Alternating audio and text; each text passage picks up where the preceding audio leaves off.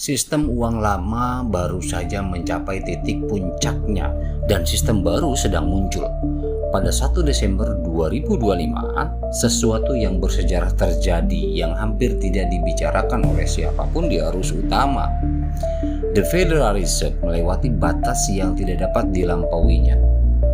Pengetatan kuantitatif berakhir. Neraca membeku di angka 6,57 triliun dolar. The Fed menguras 2,39 triliun dolar dari sistem penarikan likuiditas terbesar dalam sejarah dunia, dan alih-alih menstabilkan sistem justru memperlihatkan betapa rapuhnya sistem tersebut sebenarnya. Kemudian kejutan yang sesungguhnya terjadi. Katup pengaman reserve repo yang dulu diisi dengan kelebihan uang tunai sebesar 2,5 triliun dolar kini telah runtuh hingga hampir nol. Cadangan bank telah turun menjadi 3 triliun dolar. Itu zona bahaya. Pasar obligasi pemerintah terpuruk. Fasilitas standing repo tercatat darurat. The Fed tiba-tiba menjadi kebutuhan sehari-hari, bukan alat krisis. Dan sekarang The Fed secara efektif berjanji obligasi treasury apapun dapat langsung diubah menjadi uang The Fed kapan saja tanpa batas. Itu berarti The Fed bukan lagi pemberi pinjaman terakhir. Ia adalah pemberi pinjaman setiap malam. Nah, sistem lama telah rusak selamanya sebetulnya. Ini bukan pergeseran kebijakan. Ini adalah lahirnya rezim moneter baru. Sebuah rezim di mana pemerintah AS harus bergantung pada Federal Reserve setiap hari hanya untuk mencegah pasar treasury macet. Dan ketika sistem moneter harus diselamatkan setiap 24 jam, ia bukan lagi sistem moneter, ia adalah penopang kehidupan.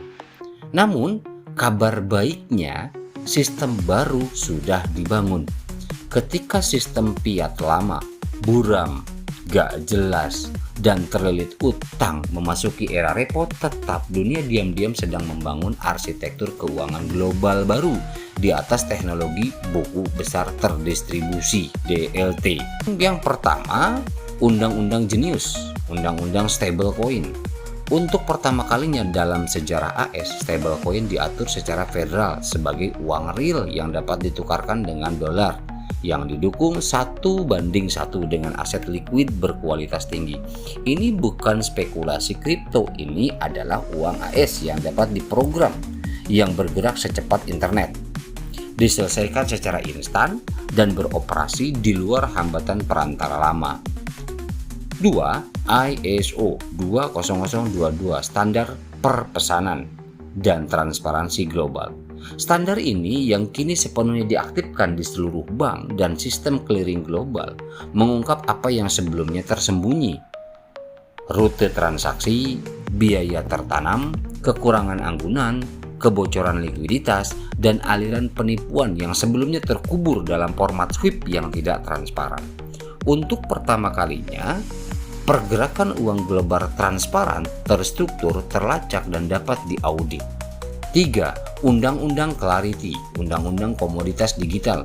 Undang-undang ini yang kini kembali diajukan setelah penutupan terakhir akan mendefinisikan pertama, aset digital mana yang merupakan sekuritas, kedua, mana yang merupakan komoditas, ketiga, bagaimana jaringan terdesentralisasi disertifikasi, yang keempat, bagaimana bursa beroperasi, dan yang kelima, sistem blockchain matang, apa yang diizinkan untuk diakses publik secara luas. Hal ini membuka pintu bagi aset digital berkelas komoditas seperti XRP, XLM, Algo, HBR, dan lain-lain untuk menjadi real infrastruktur, bukan mainan spekulatif. Poin yang keempat, tokenisasi aset dunia nyata atau RWA. Real estate, komoditas, obligasi, faktur, surat berharga, kredit perdagangan, dan seluruh rantai pasokan kini dapat dikonversi menjadi token digital dalam buku besar. Dengan kepemilikan fraksional, penyelesaian waktu nyata, risiko rekanan yang berkurang, likuiditas global, dan valuasi yang transparan. Triliunan dolar akan bermigrasi ke pembukuan, bukan karena tren, tetapi karena lebih murah, lebih cepat, lebih aman, dan lebih jujur. Poin yang kelima, perdagangan berdaulat plus arsitektur persetujuan bersama. Negara-negara kini bernegosiasi perdagangan, tarif, rantai pasokan, dan penyelesaian secara langsung melalui jalur DLT yang interoperabel tanpa perlu diminta persetujuan dari IMF, Bank Dunia, BIS, kartel bank, sentral swasta, atau LSM yang tidak akuntabel. Ini memindahkan kekuasaan dari badan-badan globalis terpusat dan kembali kepada negara-negara berdaulat, bank komersial, perusahaan, dan warga negara perorangan.